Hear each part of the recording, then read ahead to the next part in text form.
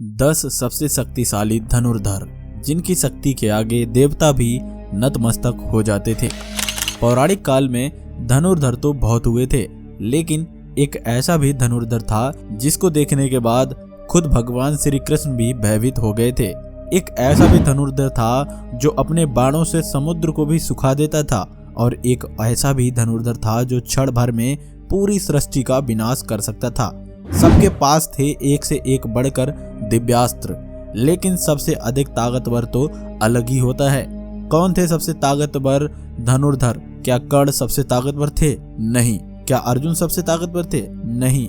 आप जितना भी सोचिए, लेकिन अंदाजा आप नहीं लगा पाएंगे कि आखिर कौन थे सबसे ज्यादा सर्वश्रेष्ठ। दोस्तों, पौराणिक काल के सर्वश्रेष्ठ धनुर्धर जैसा धनुर्धर आज तक कभी ना कोई हुआ है और ना ही कभी होगा। चलिए जानते हैं प्राचीन भारत के 10 सबसे शक्तिशाली धनुर्धरों के बारे में। पहले सबसे कमजोर योद्धा से शुरू करेंगे और इसके बाद सबसे शक्तिशाली धनुर्धर के बारे में जानेंगे। लेकिन आगे बढ़ने से पहले इस चैनल को सब्सक्राइब जरूर करें। नंबर 10 पर आते हैं द्रोणाचार्य। दोस्तों, जब महेंद्र पर्वत पर भगवान परशुराम अपना सब कुछ ब्राह्मणों को दान कर रहे थे, तब द्रोणाचार्य उनके पास पहुंचते हैं और उनसे संपूर्ण दिव्यास्त्रों का ज्ञान प्राप्त करते हैं। उन्होंने ही कौरवों और पांडवों को शस्त्र चलाना सिखाया था। कुरुक्षेत्र के युद्ध में भीष्म के बाद द्रोण कौरव के सेनापति बने थे। उन्होंने अपने रणनीति से पांडवों का भारी विध्वंस किया था। युद्ध के दौरान द्रोण ने जो चक्रव्यूह बनाया था, उसमें फंसकर ही वीर अभिमन्यु मारे गए थे। जब तक उनके हाथ में शस्त्र था,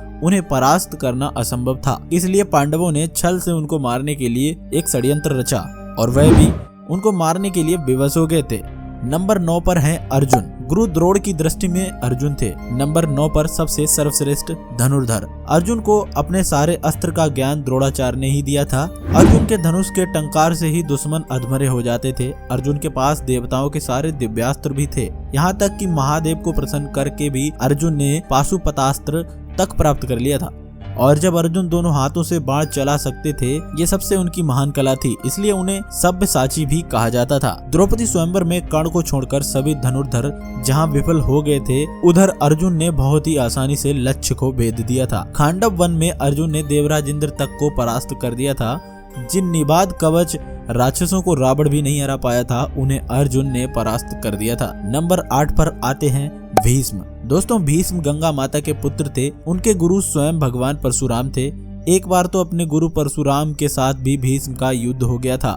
युद्ध में भीष्म और परशुराम जी एक दूसरे पर महाविनाशकारी अस्त्र शस्त्र चला रहे थे, लेकिन इस युद्ध का कोई परिणाम नहीं निकल रहा था। आखिर में इस युद्ध को रोकने के लिए देवताओं को आगे आना पड़ा था। जब कुरुक्षेत्र का युद्ध शुरू हुआ, तब पितामह भीष्म कौरव के प्रथम सेनापति बने थे। भीष्म के बाणों के आगे पांडव पक्ष में कोई भी योद्धा टिक नहीं पाया था।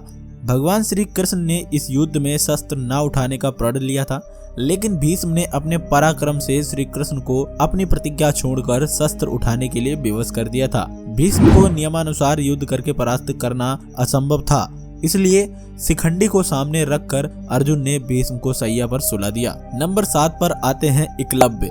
मित्रों, एकलव्य महाभारत काल के एक श्रेष्ठ धनुर्धर थे। जब द्रोण के पास एकलव्य शिक्षा के लिए गए थे, तब द्रोण ने उन्हें शिक्षा देने से इनकार कर दिया था। इसके बाद द्रोण को गुरु मानकर एकलव्य ने वन में धनुर्विद्या का अभ्यास करना शुरू कर दिया था। जब कौरव और पांडव में किसी को भी शब्द भेदी बाण चलाना नहीं आता था, तब एकलव्य ने अपने अभ्यास से ही शब्द भेदी बाण चलाना सीख लिया था। उनकी धनुर्विद्या को देखकर अर्जुन को भी लगने लगा था कि एकलव्य ही सबसे श्रेष्ठ धनुर्धर थे। लेकिन एक समय गुरु दक्षिणा के नाम पर द्रोणाचार्य ने एकलव्य का अंगूठा ही कटवा दिया था। इसके बाद अंगूठे के बिना एकलव्य बाण चलाना सीख गए थे। दोस्तों, मॉडर्न आर्चरी में अंगूठे के बिना ही बाकी उंगलियों से बाण चलाया जाता है। इसका आविष्कार भी सबसे पहले एकलव्य ने ही किया था। एकलव्य इतने शक्तिशाली थे कि भगवान श्री कृष्ण को एकलव्य का वध करना पड़ा था। मित्रों, एकलव्य के बारे में भगवान श्री कृष्ण ने कहा था, अगर एकलव्य का अंगूठा न काटा होता, एकलव्य दूसरा परशुराम बनकर जंगल में घूमता रहता। तब दानव, राक्षस, नाग देवता कोई भी उसको हरा नहीं पाता। कोई मनुष्य तो उसके सामने खड़ा भी नहीं हो पाता। भगवान श्री कृष्ण ने जिस धनुर्धर की तुलना भगवान परशुराम से की थी, वो कितने शक्तिशाली थे, वो आप सोचकर अंदाजा लगा ही सकते हैं। नंबर 6 पर हैं बर्बरिक। दोस्तों, बर्बरिक घटोत्कच के पुत्र थे। उनके पास ऐसे 3 बाण थे जिसके सहारे वो पल भर में कुरुक्षेत्र के युद्ध को खत्म कर सकते थे। बर्बरीक के 3 बाणों के बारे में जानकर खुद भगवान श्री कृष्ण भी चिंतित हो गए थे, जिसके कारण उन्होंने दान में बर्बरीक का शीश मांग लिया था। इसके बाद से ही खाटू श्याम के नाम से इस धरती पर बर्बरीक की पूजा होती है। नंबर 5 पर आते हैं मेघनाद। रावण के पुत्र मेघनाद महावीर थे। अपने पराक्रम से उसने देवताओं को भी परास्त करके इंद्र को बंदी बना लिया था, जिसके चलते उसका नाम इंद्रजीत भी पड़ा था। उसके पास ब्रह्मास्त्र, वैष्णवास्त्र और पाशुपतास्त्र, इन तीनों अस्त्रों का अधिक ज्यादा ज्ञान था। लक्ष्मण जी के साथ युद्ध के दौरान उसने लक्ष्मण जी पर ब्रह्मास्त्र, वैष्णवास्त्र और पाशुपतास्त्र चलाया था। लक्ष्मण जी के सामने ब्रह्मास्त्र निस्तेज हो गया था। वैष्णव अस्त्र और पाशुपतास्त्र लक्ष्मण जी को प्रणाम करके लौट गए थे। लेकिन मित्रों, युद्ध के दौरान एक समय उसने लक्ष्मण जी को मूर्छित भी कर दिया था। अपने नागपाश से मेघनाद ने भगवान श्री राम और लक्ष्मण जी को जकड़ लिया था। मेघनाद रामायण काल का एकमात्र ऐसा योद्धा था जिसे अति महारथी कहा जाता था। नंबर 4 पर आते हैं दोस्तों कर्ण। सूर्यपुत्र कर्ण महाभारत काल के एक ऐसे योद्धा थे जिनके पास ऐसे दिव्य कवच और कुंडल थे जिसे किसी भी अस्त्र से भेदा नहीं जा सकता था। इसलिए युद्ध से पहले देवराज इंद्र ने छल से कर्ण का कवच और कुंडल छीन लिया था। लेकिन कवच कुंडल के बिना भी कर्ण महाशक्तिशाली थे। अंत में जब कर्ण और अर्जुन का आमना सामना हुआ तब कर्ण 11 बार अर्जुन के गांडीव धनुष की प्रत्यंचा को काट कर रख देते हैं। अर्जुन के ब्रह्मास्त्र को कर्ण साधारण बाणों से ही काट देते हैं। इस युद्ध के दौरान गौड़ ने अपने सर्पमुख बाण से अर्जुन को लगभग मार ही डाला था। अगर भगवान श्री कृष्ण तब अर्जुन की रक्षा न करते तो अर्जुन कर्ण के हाथों जरूर मारे जाते। जब तक कर्ण के हाथ में शस्त्र था तब तक कर्ण को किसी तरह से परास्त भी नहीं किया जा सकता था। इसलिए जब कर्ण निशस्त्र थे तब अर्जुन को छल से कर्ण का वध करना पड़ा था। नंबर 3 पर आते हैं लक्ष्मण जी।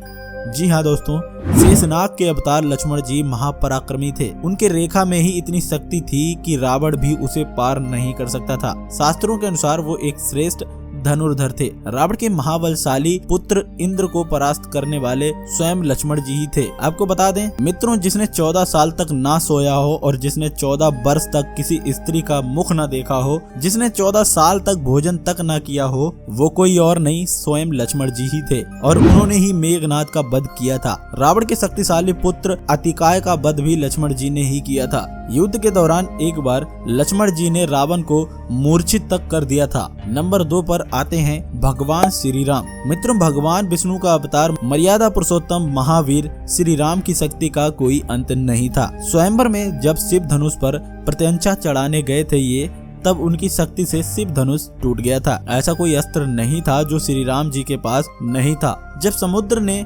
लंका जाने के लिए श्री राम को मार्ग नहीं दिया था तब उन्होंने अपने बाणों से ही समुद्र को सुखाने का विचार किया था। श्री राम के धनुष में बाण को साधन करते देख समुद्र भी भयभीत होकर उनके सामने प्रकट हो गया था। श्री राम ने अपने बाणों से कुंभकर्ण और रावण जैसे न जाने कितने राक्षसों को यमलोक में भेज दिया था। नंबर 1 पर आते हैं देवों के देव महादेव। दोस्तों, संपूर्ण ब्रह्मांड और धनुर्वेद की सृष्टि महादेव से ही हुई है। वो ही इस सृष्टि की शुरुआत है और वो ही इसका अंत। उनकी शक्ति का कोई ठिकाना नहीं है, उनकी शक्ति अनंत है। वो पल भर में किसी का भी विनाश कर सकते हैं, इसलिए वो ही सर्वश्रेष्ठ हैं। मित्रों, अगर आप महादेव के सच्चे भक्त हैं तो कमेंट में हर हर महादेव जरूर लिखें। और हाँ दोस्तों, आपको ये वीडियो हमारी कैसी लगी वो कमेंट में जरूर लिखें। आपके हिसाब से सबसे ज्यादा सर्वश्रेष्ठ धनुर्धर कौन है वो भी जरूर लिखें। हम मिलते हैं आपको अगले वीडियो में, तब तक के लिए धन्यवाद।